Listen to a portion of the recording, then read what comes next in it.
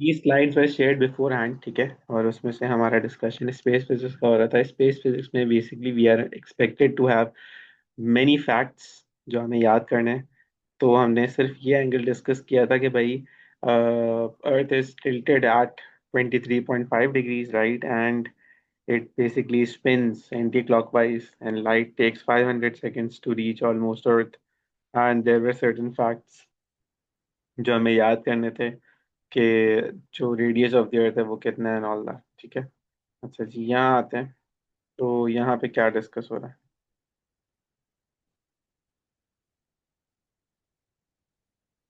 यहाँ पे डिस्कस हो रहा है कि हमारा जो अर्थ क्रस्ट है उसमें क्या क्या चीज़ें हैं, ठीक है। तो एटमॉस्फेयर में nitrogen, oxygen, argon, carbon dioxide और अदर गैसेस की क्या क्या कंपोजिशन है, ये भी एक दो दफ़ा एमसीक्यूज में आई हुई हैं। सो ये पता होना चाहिए आपको।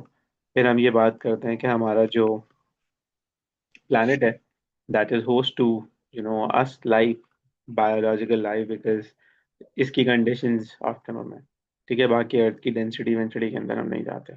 मून की बात करते हैं तो moon, since it is a satellite, so it should orbit around a planet. और मून ऑलमोस्ट सर्कुलर है।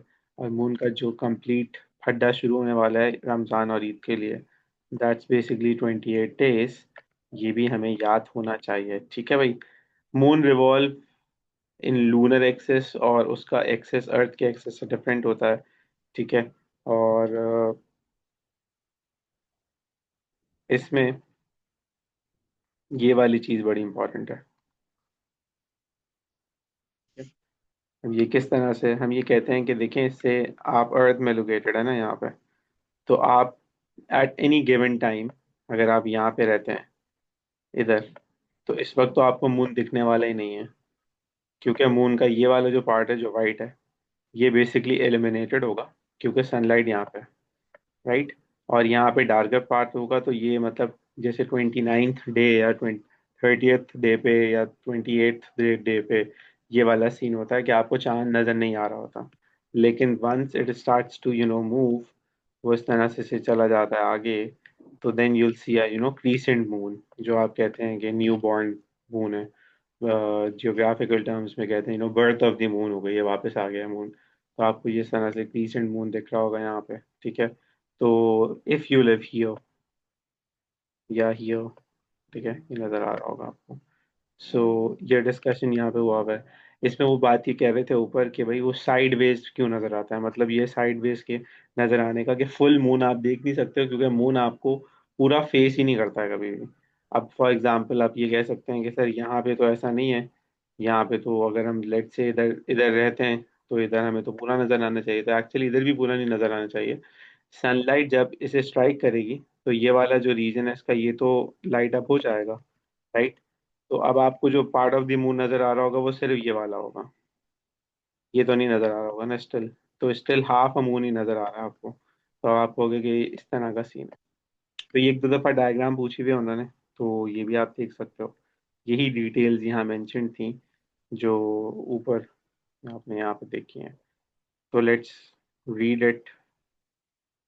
It says, Moon completes its orbit. The Moon revolves around its own orbit. The rotation around Earth and revolution, they are the same. अच्छा, ये हमें बात पता है कि moon की रोटेशन अर्थ के साथ है, तो जो रेवोल्यूशन होगी, जो सूरज के इर्द गिर्द होगी, वो भी सेम ही डेज में होगी। We never see the other side of the moon. Moon does not produce its own light, that's the reason it is a satellite. Moon अगर अपनी खुद की लाइट प्रोड्यूस करता तो वो क्या होता? वो होता स्टार, ठीक है। अब ये वाला क्वेश्चन है जो रिपीटेडली आ रहा है। Orbital speed of any planet, not only earth but any planet, is calculated by this formula, where speed is distance over time, और डिस्टेंस में हम अज्यूम कर लेते हैं कि ये सर्कल है, दैट्स सर्कमफेरेंस। और सर्कमफेरेंस का सर्कल का जो फार्मूला होता है दैट्स 2 π r ओवर टी। अब ये टी जो होगा ये रेवोल्यूशनरी पीरियड होगा, यानी कि पूरा टाइम जिसमें ईयर कैलकुलेट आप करते हैं। ये वो रोटेशनल नहीं होगी स्पीड जो डेज और नाइट्स देती है, ये होगी पूरा रेवोल्यूशन वाला, ठीक है। तो ये फॉर्मूला और इसकी कैलकुलेशंस रिपीटेडली आ रही हैं एग्जाम्स में, तो प्लीज मेक श्योर कि आपको ये याद हो। अब आते हैं कि लेट्स ट्राई क्वेश्चन। अब वो क्वेश्चन क्या कहता है, वो कहता है the Hubble space telescope moves in a circular orbit around the earth. The distance above the surface is 560 and the radius of earth is 6400. The Hubble Space Telescope completes one orbit in 96 minutes. ठीक है, calculate the orbital speed. क्या करोगे, कैसे करोगे?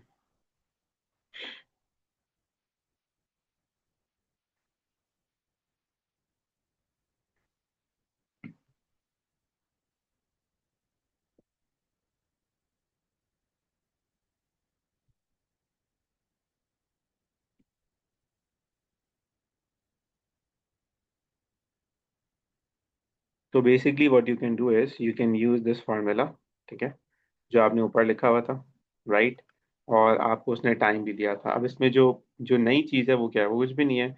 आपको उसने ये बताया था कि भाई हबल्स के जो स्पेस टेलीस्कोप है, let's say that's the telescope, right. इसका जो अर्थ से डिस्टेंस है दैट्स 560 किलोमीटर्स, तो ये मार्क्ड है। और रेडियस ऑफ द अर्थ जो है वो 6400 किलोमीटर्स है। तो if we very carefully go from centre of the earth to the telescope, so जो इंटायर डिस्टेंस होगा उसमें हमें ये ऐड करना पड़ेगा ना, 6400 plus 560। So that's what we have been doing, that's what is happening here. और एक्सपोनेंट 3 कहाँ से आ गया, बिकॉज किलोमीटर्स को हम मीटर्स में कन्वर्ट कर रहे हैं। फिर वो कह रहा है कि जो टोटल टाइम इसको लगता है वो 96 मिनट्स लगता है, इट मूव सो फास्ट। तो हमने मिनट्स को सेकंड्स में कन्वर्ट कर लिया, so we did 96 into 60, that's the answer.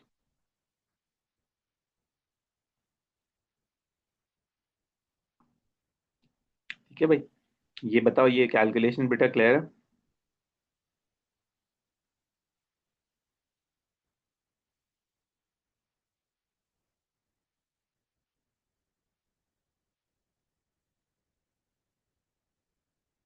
That's a very easy lesson, अगर थोड़ा सा भी ध्यान दे रहे हैं आप लोग।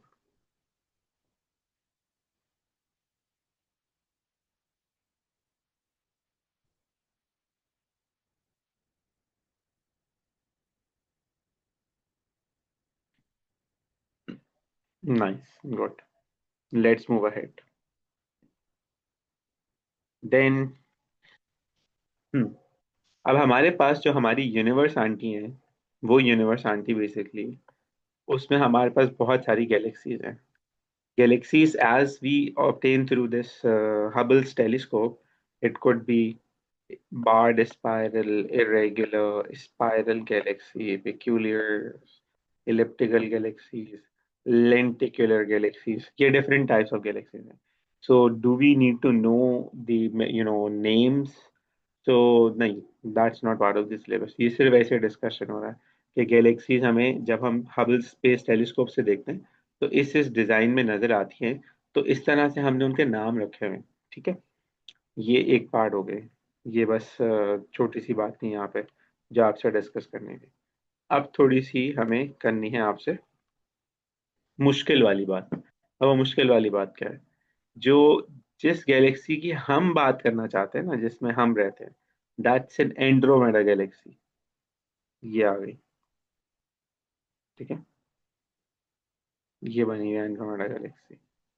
अब हम ये कहते हैं कि भाई इस गैलेक्सी, ये जो एंड्रोमेडा गैलेक्सी भाई भाई है यहाँ पे हमारे पास, इसमें हमारे पास क्या है भाईजान, इसमें हमारे पास 400 से भी ज्यादा स्टार्स हैं।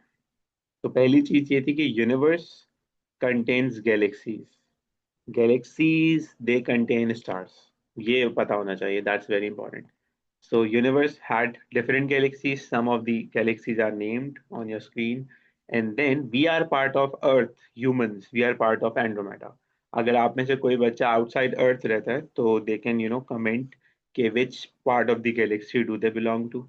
सो एंड्रोमेडा गैलेक्सी में हम लोग रहते हैं। और एंड्रोमेडा गैलेक्सी में 400 से ज़्यादा, ये 400 तो एक नंबर ही दिया हुआ है, बस एक स्केच दिया हुआ है। इसमें स्टार्स होते हैं, स्टार्स क्या होते हैं उसके ऊपर हम जाते हैं, ठीक है। और जो हमारे पास बेसिकली मिल्की वे होता है, वो ये होता है, एक ट्रेल ऑफ स्टार्स होती है। ये ये जो आपको नजर आ रहा है ना, यू जो है, ये ट्रेल ऑफ स्टार्स। तो इसमें बहुत सारे स्टार्स, तो इसको हम कहते हैं मिल्की वे। ठीक है भाई। क्या कह रहे थे, हम अपनी एंड्रोमेडा गैलेक्सी में रहते हैं। हमारी गैलेक्सी में 400 से ज्यादा स्टार्स हैं। और वो स्टार्स लाइन अप हुए इस तरह से, एक लीनियर सब्सटेंस के थ्रू। सो दैट्स मिल्की वे। ठीक है भाई। अच्छा जी, अब आते हैं कि हमारे पास जो नेक्स्ट नियरेस्ट पॉसिबल स्टार है ना, हमारे स्टार, हमारा तो स्टार बेचारा किसी काबिल ही नहीं है ना, सन तो छोटा सा नन्ना मुन्ना सा स्टार है। अभी मैं आपको ये बात समझाऊंगा, अभी आपको याद भी करना है। हमारे पास जो सबसे बड़ा नेक्स्ट कंसिडरेबल स्टार है ना, दैट्स प्रॉक्सिमा सेंचुरी। ये भी हमें हमसे एमसीक्यूज में पूछा है उसने। So Proxima Centauri, what is this? That's the star next to us in our Milky Way. हमारा स्टार से सन यहाँ पे है, तो ये जो बड़ा सा वाइट नजर आ रहा है ना आपको, ये हमारी गैलेक्सी में ये जो बड़ा सा डोम वाइट नजर आ रहा है, ये भाई साहब है प्रॉक्सिमा सेंचुरी। ठीक है भाई। ठीक है भाई, समझ में आ गई बात। अब आते हैं बेचारा, सबसे पहले तो यूनिवर्स में ढेर सारी गैलेक्सीज हैं। उस गैलेक्सी में से एक हमारी वाली एंड्रोमेडा है।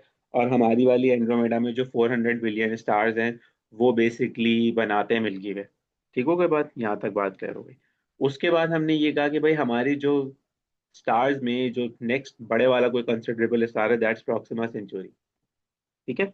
अच्छा जी, अब जो हर स्टार होता है, चाहे वो सन हो, चाहे वो प्रॉक्सिमा सेंचुरी, चाहे वो दुनिया का कोई भी स्टार हो, उसका अपना एक सोलर सिस्टम होता है। तो solar system is the smallest unit of Galaxy. यानी कि जैसे एक एलिमेंट होता है ना, एलिमेंट में एक atom is the smallest unit. बिल्कुल इसी तरह से जो सोलर सिस्टम होता है, जिसमें हम कहते हैं कि हमारे प्लैनेट्स हैं, सन है, सैटेलाइट्स हैं, वो एक स्मॉलेस्ट यूनिट है। बहुत सारे सोलर सिस्टम्स मिलेंगे तो मिल्की वे बनेगा। बहुत सारा मिल्की वे मिलेगा तो एक एंड्रोमेडा बनेगी। एंड्रोमेडा हमारी बन सकती है, किसी और की इरेगुलर बन जाए, स्पाइरल बन जाए, कुछ भी बन जाए। और बहुत सारी गैलेक्सीज मिलेंगी तो यूनिवर्स बनेगा। So that's how it is. ये बताइए, बात समझ में आई है? सो सोलर सिस्टम, मिल्की वे, मिल्की वे, एंड्रोमेडा, एंड्रोमेडा, यूनिवर्स। तो बड़ी चीज यूनिवर्स, यूनिवर्स के अंदर क्या है? गैलेक्सीज हैं। गैलेक्सीज के अंदर क्या है? हमारी वाली गैलेक्सी एंड्रोमेडा, एंड्रोमेडा के अंदर क्या है? मिल्की वे बना हुआ है स्टार्स का। और वो स्टार्स अपना अपना क्या लेके घूम रहे हैं? सोलर सिस्टम लेके घूम रहे हैं। Do we get this?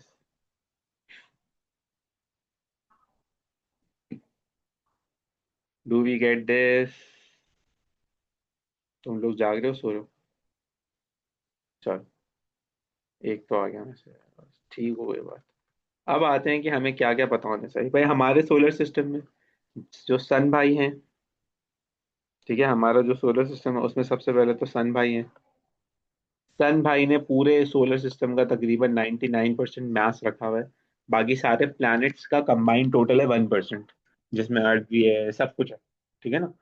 इस सोलर सिस्टम में, इस स्टार का जो है सोलर सिस्टम, उसके पास है 8 प्लैनेट्स। ठीक है। और उसमें कुछ प्लैनेट्स हैं रॉकी प्लैनेट्स, कुछ प्लैनेट्स हैं गैसेस प्लैनेट्स। ठीक है, ये हमने बात की थी। अच्छा, इसके साथ साथ जो, समझ लो, बाकी सारी चूचू चूचू चीजें हैं। चूचू चूचू चीजों का क्या मतलब है? छोटी छोटी सी चीजें, मतलब ऐसी, मतलब आई हुई हैं, गिफ्ट में आई हुई हैं।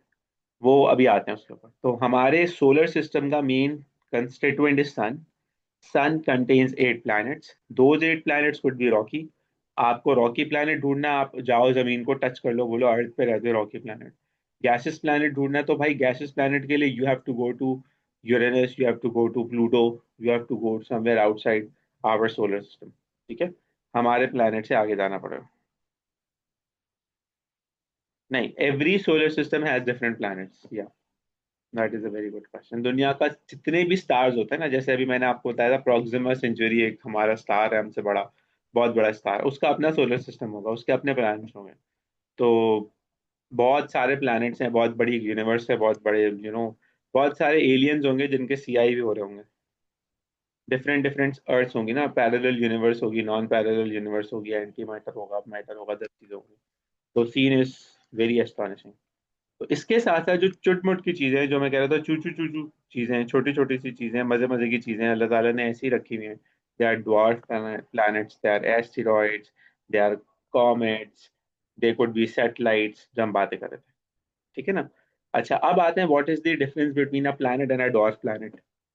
प्लैनेट आप कहते हैं अर्थ प्लैनेट है, डॉर्फ प्लैनेट जो है वो प्लूटो आप कह रहे थे है नहीं ना, दैट्स अ डॉर्फ प्लैनेट। अब वो क्या फर्क है भाई? सबसे पहली चीज, जो प्लैनेट्स होते हैं उनका अपना एक एटमॉस्फेयर होता है, जैसे अर्थ का एटमॉस्फेयर है, आइडेंटिफाइबल होता है वो। डॉर्फ प्लैनेट कभी होता, कभी नहीं होता।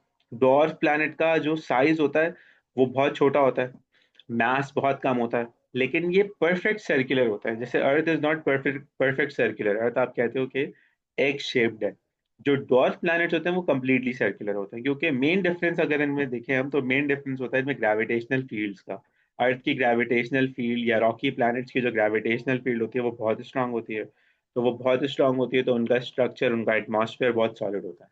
लेकिन जो डॉर्फ प्लैनेट्स होते हैं उनकी ग्रेविटेशनल फील्ड बहुत ओल्ड हो चुकी होती है, तो वो इतनी स्ट्रांग नहीं होती कि वो कुछ और स्ट्रक्चर अपना बना सके, मेंटेन कर सके। तो एक तो चीज़ ये कि उनका कोई एनवायरनमेंट नहीं होता, कोई एटमॉस्फेयर नहीं होता। दूसरा ये कि वो बहुत छोटे होते हैं। ठीक है भाई। What are asteroids? अच्छा, 2 मिनट देना, आसान हो जाएगा।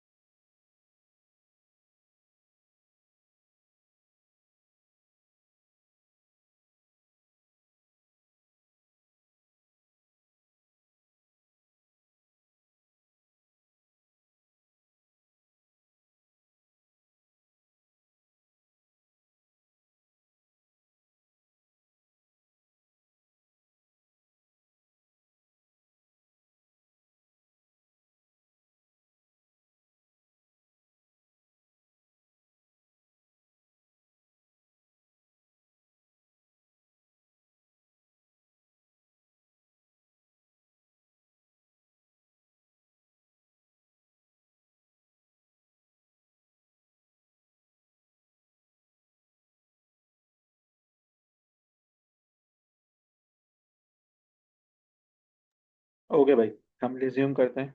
तो हम कहाँ थे? अच्छा, हम ये बता रहे थे कि हमारे पास जो डॉर्फ प्लैनेट्स होते हैं उनमें क्या डिफरेंस होता है। अच्छा, then we have asteroids and then we have comets as well.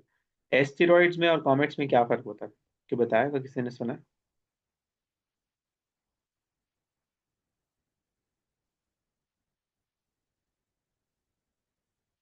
Do you guys know this? How can you differentiate between an asteroid and a comet?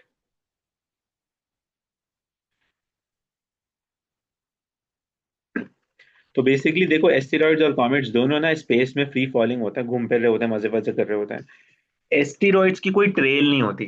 समझ रहे हो? वो जो शूटिंग स्टार देखते हो ना तुम लोग, कि वो देखो शूटिंग स्टार जा रहा है, चलें स्काई में देखें क्या स्काई की वाइब आ रही है, all that.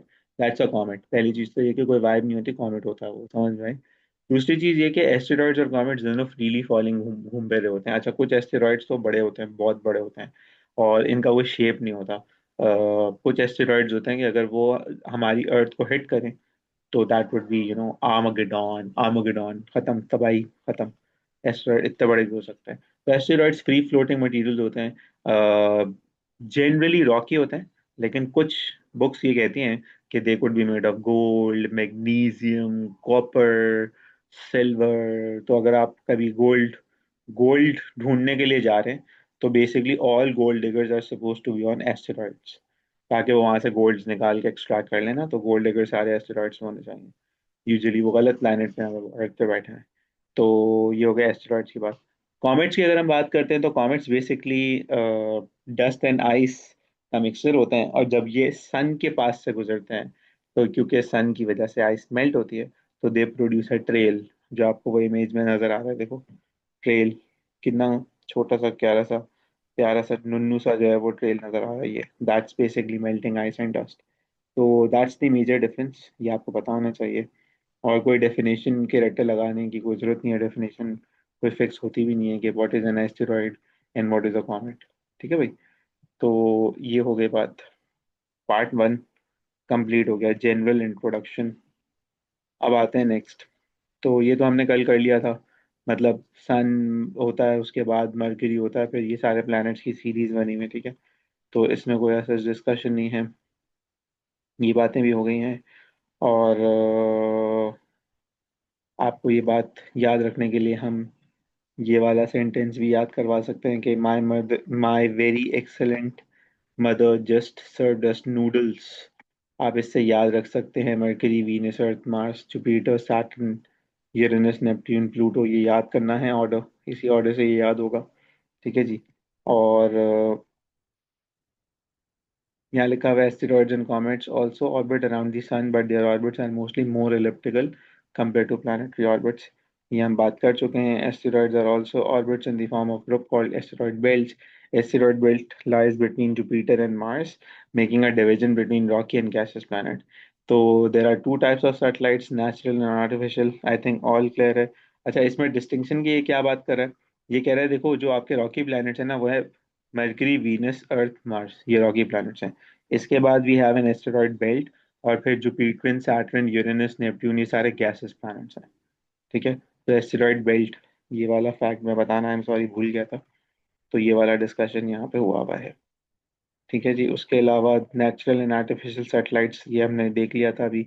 Moon was an artificial satellite and हबल्स telescope was a natural satellite. है ना? सही कह रहा हूँ ना मैं? Moon was and artificial satellite and Hubble space telescope is a natural satellite. सही कह रहा हूँ ना मैं?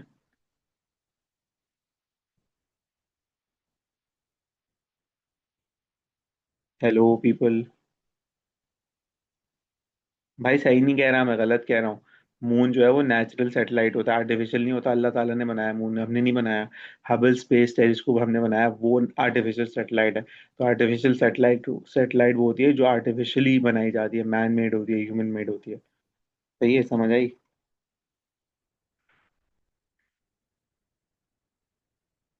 यहाँ पे क्या लिखा हुआ है, देर टेम्परेचर, ये वही बात कर रहा है उसकी, कॉमेट्स की बात कर रहा है। planets and the moons of the solar system are visible from the earth only when heat is reflected from them। अच्छा, स्पीड ऑफ लाइट, ये ये डिस्कशन क्या हुआ है? Just give me a minute। हाँ, speed of light is 3x/100, we know this। all electromagnetic waves उनकी ये speed होती है। with that speed light takes 0.13 seconds to complete one rotation around the earth, 500 seconds to reach from sun to earth, 43 minutes from sun to Jupiter, 4.6 hours to reach from sun to the edge of our solar system, 50,000 years to reach from the sun to the edge of the Milky Way। All facts, all to be remembered, not given in the exams। Facts हैं ये सारे, याद करने हैं ये। ठीक है भाई, ये याद कर लेना अच्छी तरह से, फैक्ट्स। अब तक तो याद कर भी ले होंगे, दो तीन पढ़ाकू बच्चे तो पूछ रहे थे क्वेश्चंस। सो ये हो गई बात। अच्छा हाँ, ये बड़ी मजे की चीज है और ये डिफाइन करने के लिए भी आया हुआ है। Question was what is one AU?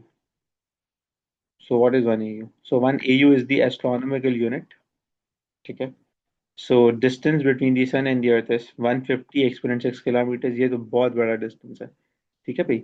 तो इतने बड़े बड़े डिस्टेंसेज जो है ना, हम किलोमीटर्स में मेजर नहीं करते। हम कहते हैं कि नहीं भाई, अब हम जो है ना मेजर करेंगे बड़े यूनिट में। That's basically AU। ठीक है। AU is basically astronomical unit. So measuring any distance in astronomical unit, meaning comparing this with the distance between the Earth and the Sun. अब इसका क्या मतलब है? So अगर जुपिटर टू सन डिस्टेंस की हम बात करते हैं, that's 5.4 AU. That means it is इसका इस वैल्यू का टाइम्स मल्टीप्लाइड बाय 5.4। समझ आया? तो this is basically 1 AU, 150 exponent 6 kilometre. ठीक है। तो let's try this question. The radius of the Mercury's orbit around the Sun is this much meters. Calculate the time taken for light from the Sun to reach Mercury. तो आपके पास distance है, आपको time चाहिए। तो आप क्या use कर सकते हो formula? Speed is equals to distance upon time, right? तो आपके पास डिस्टेंस है, अभी आपने बताया था लाइट की स्पीड फिक्स होती है। So that's 19.3 seconds. Very easy PG, lemon squeezy questions. ठीक है। अच्छा जी, ये टेबल, यस, ये टेबल में ढूंढ रहा था कहाँ क्या। तो भाईजान ये टेबल में ना आपको ट्रेंड्स वगैरह पता होने चाहिए और आपको चीजें थोड़ी बहुत याद होनी चाहिए। अब इसका क्या मतलब है? सबसे पहले तो ऑर्बिटल डिस्टेंसेस आपको नजर आ रहा है कि दे आर एवर इंक्रीजिंग। तो ये कभी भी नहीं पूछता। बट क्या ये याद होने चाहिए? तो ये रॉकी प्लैनेट्स के तो याद होने चाहिए। गैसेस प्लैनेट के तो उसने नहीं पूछे, लेकिन रॉकी प्लैनेट्स के याद होने चाहिए कि 58 मिलियन किलोमीटर अवे है, 108 मिलियन किलोमीटर है, 150 मिलियन किलोमीटर है, 228 मिलियन किलोमीटर है distance of a planet to sun. ठीक है। ऑर्बिटल पीरियड भी याद होना चाहिए। 88 डेज, 225 डेज, 365 डेज, 687 डेज। ठीक है। 11.9 ईयर्स, 29.5 ईयर्स, 75 ईयर्स, 165 ईयर्स। ठीक है, ये लिखा हुआ है आपने। डेंसिटी आज तक कभी नहीं पूछी एग्जाम में उसने। हाँ, इसमें ये बात बताओ, मोस्ट डेंस कौन सा है? सो मोस्ट डेंस प्लैनेट देखो ट्रेंड में नजर आ रहा है, अर्थ है ना, स्टैंड अलोन है मोस्ट डेंस। और लीस्ट डेंस कौन सा है? तो लीस्ट डेंस आपके पास है यूरेनस, नहीं sorry Saturn, right, least dense, ये बताना चाहिए। इसके अलावा सरफेस टेम्परेचर देखो, सरफेस टेम्परेचर का भी ट्रेंड कभी नहीं पूछा। हाईएस्ट देखो मरकरी नहीं है, वीनस है। ठीक है। हाईएस्ट वीनस है और लोवेस्ट देखा जाए तो वो है Neptune. Gravitational field strength, again आपको फर्स्ट फोर की पता होनी चाहिए क्योंकि इसके क्वेश्चन ही आपको देता है। ठीक है। तो क्या क्या याद करना था? Orbital distance, first four planets का याद करना था। ठीक है। ऑर्बिटल जो प्लानिटरी डेंसिटी है, मैक्सिमम और मिनिमम याद करनी थी। सरफेस टेम्परेचर में एक्सेप्शन क्या है वो याद करना था। ग्रेविटेशनल फील्ड स्ट्रेंथ तो आपको ऑलरेडी याद है।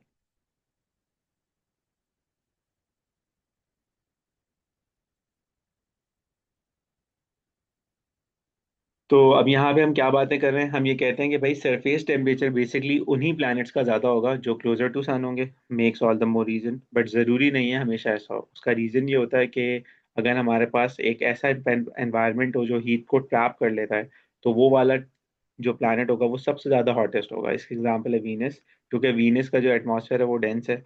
तो बेसिकली वो एक एक्सेप्शन बन जाता है, तो हॉटेस्ट टेम्परेचर वहाँ पे बन जाता है। ठीक है। फिर हमें वो कहता है कि relationship between distance and orbital period.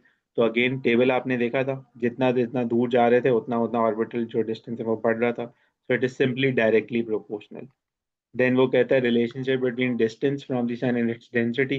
तो इसमें हमें जो बात समझ में आई थी वो ये समझ में आई थी कि भाईजान एक की जो डेंसिटी थी वो थोड़ी सी क्या कहते हैं कम थी, लेकिन that is not relevant to the general trend. General trend आपके पास ये था कि भाई अर्थ की तो मैक्सिमम डेंसिटी है, और बाकी जो ट्रेंड है वो ये कहता है कि भाई जो अर्थ के जनरली सन के करीब हैं, जनरली सन के करीब है, दे आर मोर डेंस, और जो सन से दूर है दे आर लेस डेंस। जो मोर नेरर हैं उसमें अर्थ की मोस्ट डेंस है, और जो फार्दर है उसमें आपके पास यूरेनस की जो है वो लीस्ट डेंसिटी है। ये पता होना चाहिए। ग्रेविटेशनल फील्ड स्ट्रेंथ की वैल्यूज याद नहीं होनी चाहिए, ग्रेविटेशनल फील्ड स्ट्रेंथ के फैक्टर्स पता होने चाहिए। तो इन्होंने जो आपने ओ लेवल्स में बहुत बेसिक सा फार्मूला पढ़ा था, weight is equals to mg, वहां से जी को सब्जेक्ट बनाया हुआ है। अब ये रिलेट करेंगे कि किस किस प्लैनेट की एक्सपेक्टेड जी क्या होनी चाहिए। तो सबसे पहले हम ये कहते हैं कि भाई gravitational field strength depends on weight. जिस भी ऑब्जेक्ट का वेट ज्यादा होगा उसका जी ज्यादा होगा। इसी तरह से जो ग्रेविटेशनल फील्ड अगर स्ट्रेंथ स्ट्रांग होगी तो क्या होगा, उससे ये हो रहा होगा कि जो मैसेज होंगे वो बहुत ज़्यादा स्पीड में अट्रैक्ट हो रहे होंगे। तो again this is not relevant to space physics, तो ये ऐसे ही इसके ऊपर जनरल कमेंट हुआ हुआ है। अच्छा, फिर वो कहते हैं because of weight object stays firmly in the ground, object will always fall on the ground, satellites are kept in the orbit, the greater is the mass of the planet, greater is G, higher is G, larger is the gravitational force. यानी कि अगर मास ज़्यादा होगा तो जी ज़्यादा होगा, अगर जी ज़्यादा होगा तो ग्रेविटेशनल फोर्स वो प्लैनेट ज़्यादा लगा रहा होगा। तो सबसे ज़्यादा जो हमारे पास वैल्यू ऑफ जी है वो सन की होती है, क्योंकि सन का मास सबसे ज़्यादा होता है। ठीक है। अच्छा, अब वो हमसे ये कहते हैं कि भाई in Jupiter our weight is so large that we are unable to stand. हम जुपिटर पे जाके खड़े भी नहीं हो सकते, क्योंकि जुपिटर का ग्रेविटेशनल फील्ड स्ट्रेंथ सबसे ज्यादा है। ठीक है। D varies with distance from a planet, but on the surface it is approximately same. इसका क्या मतलब है? जैसे जैसे अर्थ की सरफेस से ऊपर जाते रहेंगे वैल्यू ऑफ जी डिक्रीज होती रहेगी। तो ज्यादा ऊपर चले जाएंगे, स्पेस में चले जाएंगे, जी खत्म हो जाएगा। लेकिन अगर हम इक्वेटर पे घूमते फिरते रहें तो value of G almost same रहती है। ये कैलकुलेशन हुई हुई हैं।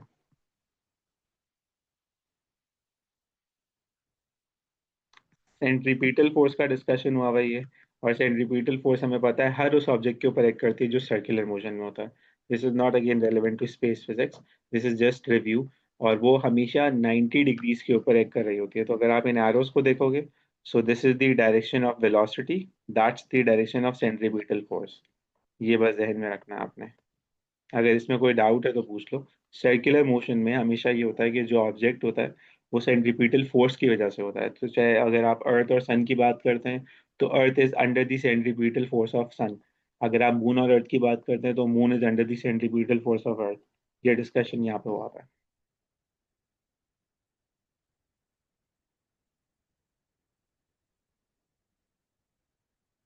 Then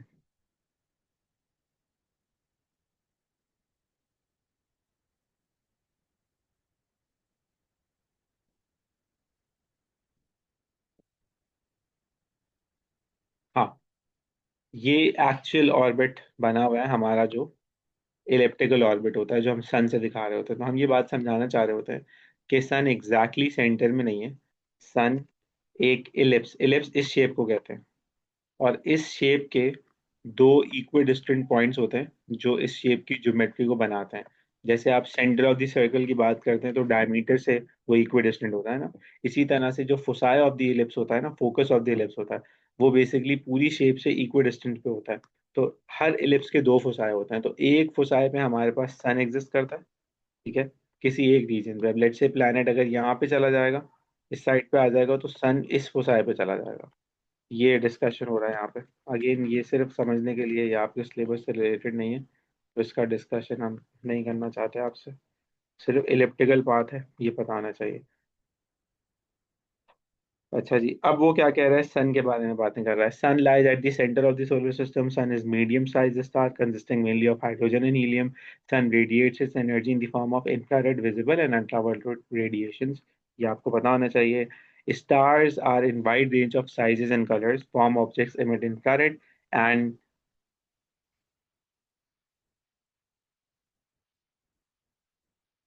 extremely hot objects, visible light या white light। अच्छा, इसका ट्रेंड समझना बड़ा सिंपल है। वो ये समझना है कि अगर हमारे पास जब भी हम किसी चीज़ को हीट अप करते हैं ना, से आपको मैंने एक दफ़ा समझाया भी था, आप ये अब करके देखना, आपको बड़ा मजा आएगा। कोई भी मेटल पिन लेना, से कॉमन पिन लेना, उसको स्टोव पे जाके हीट करना, किसी प्लगर से पकड़ के ना, तो आपको नजर आएगा कि वो पिन पहले जैसे आप हीटिंग करने लगोगे ना ब्लैक हो जाएगी। ब्लैक को इसलिए होगी कि वो सारी हीट एब्जॉर्ब कर लेगी। थोड़ी देर और वेट करोगे 2-3 मिनट्स, तो वो ब्लैक से ना रेड हॉट हो जाएगी, और हीट करना शुरू करोगे तो it will turn to become orange. तो जैसे जैसे जो कलर थीम है वो समझाना चाह रहा हूँ मैं आपको, कि जो मिनिमम हॉट होता है ना वो रेड होता है। ठीक है, मिनिमम हॉट रेड होता है। मैक्सिमम हॉट हम ये कहते हैं हमारे हिसाब से, ये ब्लूइश कलर होती है जो आपको नजर आ रही है। अच्छा, इसकी जो इक्वेशंस हैं वो हम पढ़ेंगे बाद में, जब हम A2 में आ जाएंगे, अभी नहीं पढ़ेंगे। अभी सिर्फ हमें ये पता हो कि रेड हॉट और वाइट हॉट का कंपैरिजन करें तो white is more hot than red. तो हमारा जो स्टार है, सन स्टार भाई, वो ज्यादा इंफ्रारेड एमिशन इमिट करता है। तो इंफ्रारेड से आपको ये बात समझ में आ जाएगी कि सन कोई बहुत बड़ा जाइजेंटिक स्टार नहीं है। सन बेचारा मरने वाला स्टार है। रेड तो स्टार्टिंग हॉट था ना, रेड पे एमिट हो रहा है वो। अच्छा, जो प्रॉक्सिमिटी सेंचुरी हम बता रहे थे आपको, वो आपका वाइट हॉट स्टार है। आपको दूर से गैलेक्सी में नजर आ जाता है कि भाई ये तो खतरनाक चीज है। तो ये डिफरेंट स्टार्स डिफरेंट कलर्स के थ्रू आइडेंटिफाइबल होते हैं कि कौन कितना हॉट है और कौन कितना कूल है।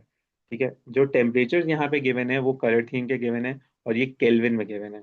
जो आप यहाँ देख रहे हो ना, 3000 kelvin, 4000 kelvin, 6000 kelvin, and all the way to 30,000 kelvin, ये वो बात समझा रहा है यहाँ पे। ठीक है, फिर आते हैं थोड़ा सा और आगे।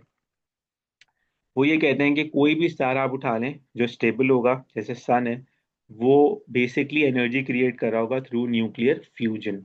न्यूक्लियर फ्यूजन में क्या होता है? न्यूक्लियर फ्यूजन में होता ये है कि दो स्टार्स, और सॉरी दो एटम्स, स्मॉलर एटम्स कंबाइन करके एक बिगर एटम या बिगर न्यूक्लियर बनाते हैं। साथ में कोई पार्टिकल भी एमिट कर सकते हैं और बेसिकली एनर्जी रिलीज कर रहे होते हैं। तो हर स्टार में ये प्रोसेस चल रहा होता है, प्रोवाइडेड दैट वो इज स्टेबल स्टार। तो ये जो इक्वेशन आपके सामने लिखी हुई है, ये सन के लिए लिखी हुई है। सन पे deuterium which is an isotope of hydrogen, tritium which is an isotope of hydrogen, they combine to form helium, neon, and they give us energy. तो आपको ये पता होना चाहिए। ठीक है। अच्छा, अब इससे क्या होता है? इससे ये होता है कि बेसिकली इनसाइड और आउटसाइड जो है ना, एक तरह का फोर्स बैलेंस अचीव होता है। अब इसके लिए थोड़ी सी आपकी मुझे अगर आप सो गए थे मेरी स्पीच सुन सुन के, तो आप जाग जाइए थोड़ी सी। मुझे आपकी जो है ना वो पार्टिसिपेशन चाहिए होगी क्लास में। मैं आपसे ये कहता हूँ कि से मेरे पास जो है ना, से ये भाई हैं स्टार भाई। ठीक है, ये सन भाई हैं। अब सन भाई की हमने कहा दो फोर्सेस हैं जो बड़े काम के हैं। वो क्या क्या हैं? एक तो हमने कहा था कि सन का मास ज्यादा है, तो सन की ग्रेविटेशनल फील्ड होगी, राइट? तो gravitational field wants to bring sun की सरफेस इनसाइड, अंदर की तरफ ट्रैप कर रही है। सो दैट्स ग्रेविटेशनल फोर्स, जिसकी वजह से सन का जो मैस है उसको कोलैप्स कर जाना चाहिए, अंदर की तरफ आ जाना चाहिए। इट्स लाइक क्रश हो जाना चाहिए उसको। अब अल्लाह ताला ये किस तरह से बैलेंस क्रिएट कर रहे हैं? सन में न्यूक्लियर एक्सप्लोजन भी हो रहा है। ठीक है, न्यूक्लियर एक्सप्लोजन हो रहा है तो क्या हो रहा है? न्यूक्लियर एक्सप्लोजन से हो ये रहा है प्राइमरीली स्पीकिंग कि बेसिकली एनर्जी रिलीज हो रही है। ठीक है, तो अब सन में एक आउटसाइड फोर्स भी है, यानी कि जो एनर्जी रिलीज हो रही है वो स्टार के कोर से बाहर जाना चाहती है। ठीक है, कोर से बाहर जाना चाहती है। तो how many forces are there? There are two forces. One is the gravitational force जो इसे कोलैप्स करवाना चाहती है। Other is the nuclear fusion force या nuclear energy that basically wants to expand this, push this out. तो star कब तक exist करेगा? जब तक ये दोनों फोर्सेस इक्वल एंड अपोजिट है, तो तब तक ये स्टेबल रहेगा।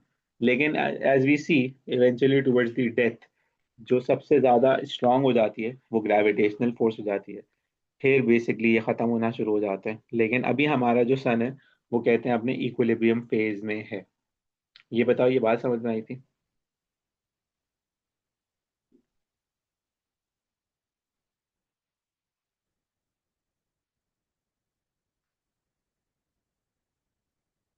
बेटा हेलो, आप लोग जिंदा हो?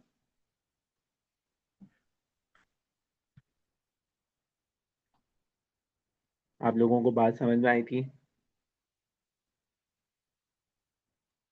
Yes sir. आवाज आई हुई?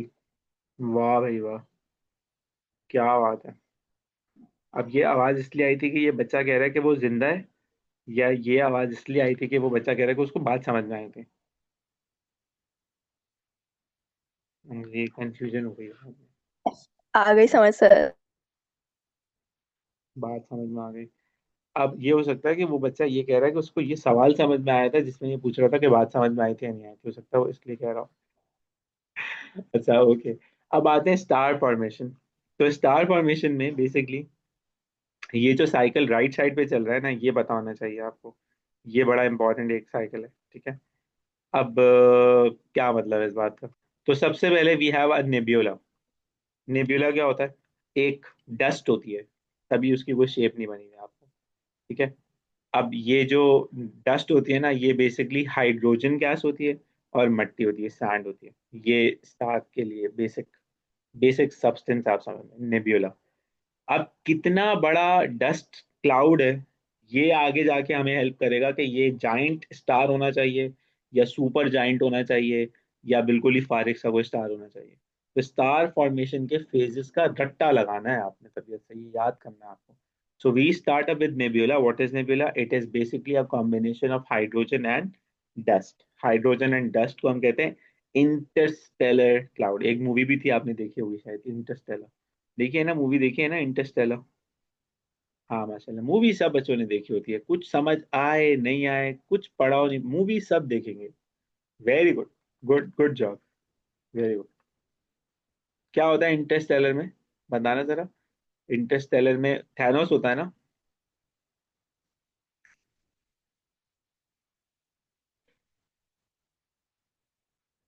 या इंटरस्टेलर में वो बता रहा होता है कि न्यूक्लियर जो बॉम्ब है वो कैसे बनेगा। उसमें डॉक्टर ओपेनहाइमर भी होता है ना?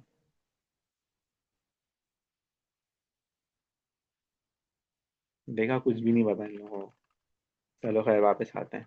So first phase of any star formation is nebula, where nebula basically consists of hydrogen gas and dust particles, which is going to be the birthplace for a star.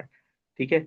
Then once this gathers around, तो they have a protostar, they create a protostar. Protostar में क्या होता है? Protostar basically उस वक्त बनता है जब हम ये कहते हैं कि ये जो सारे डस्ट पार्टिकल्स होते हैं ना नेबुला के, ये बेसिकली कोलैप्स होना शुरू हो जाते हैं थ्रू न्यूक्लियर अट्रैक्शन। यानी कि यहाँ पे बहुत सारे हाइड्रोजन गैस के मॉलिक्यूल्स, एटम्स होते हैं और डस्ट पार्टिकल्स होते हैं। So they attract each other and then they start a nuclear reaction, जिसे आप कह रहे थे कि आपके पास जो इनसाइड फोर्स होगी ना, जो इनवर्ट फोर्स होगी, जो ग्रेविटेशनल फोर्स होगी, वो क्रिएट हो जाएगी। तो जैसे ही वो फोर्स, इनवर्ट फोर्स क्रिएट होती है, तो हम कहते हैं कि ये एक प्रोटोस्टार बन गया। अब जो इनवर्ट फोर्स होती है वहां पे ये होता है कि सारे न्यूक्लियाई कंबाइन होना शुरू हो जाते हैं। तो न्यूक्लियाई इनिशियली जब कंबाइन हो रहे होते हैं तो इनिशियली इसका टेम्परेचर ज्यादा हाई नहीं होता। Initially it is very low, but later on over certain years, billion years, ये हो रहा होता है कि फिर एनर्जी रिलीज इतना ज्यादा हो जाता है कि हम ये कहते हैं कि फिर ये एक स्टार में कन्वर्ट हो जाता है, जिसकी हम बात कर रहे थे कि इसमें इनवर्ट और आउटवर्ट फोर्स बैलेंस हो जाती है। तो इस पॉइंट पे जहां पे इनवर्ट फोर्स, ग्रेविटेशनल फोर्स और outward force, nuclear force, balance out हो जाती है, इसे हम कहते हैं मेन सीक्वेंस स्टार।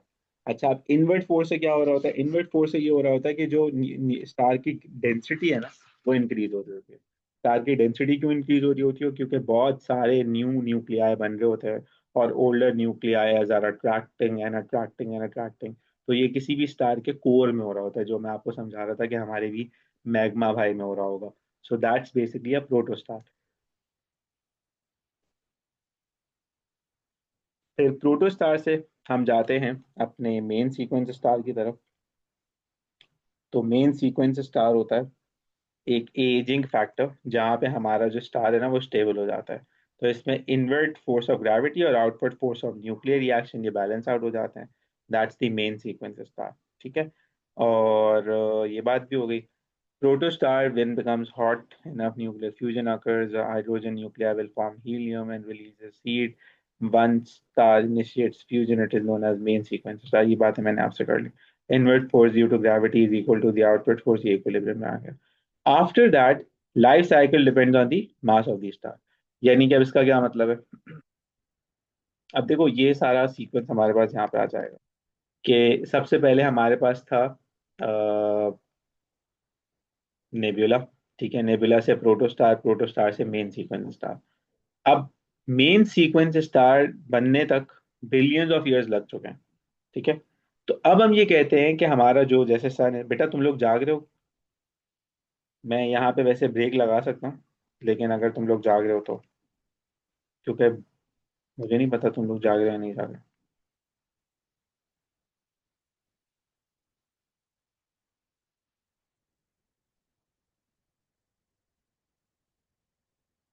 अच्छा ये बताओ, आगे चले, डिस्कशन करें या ब्रेक लगा लें? कल भी कर सकते हैं कंटिन्यू, ये सब बड़ा इंपॉर्टेंट है। सर दानियाल ब्रेक लगा। सर दानियाल ब्रेक लगा। इसके बाद उन्होंने जो है वो माइक बंद कर दिया। ब्रेक लगा लेते, रुक जाते हैं। ठीक है, कोई मसला नहीं है। बाकी लोगों का क्या फीडबैक है? दो बच्चे ने कह दिया कि भाई सर रुक जाए यहाँ पे। बाकी लोग क्या कहते हैं?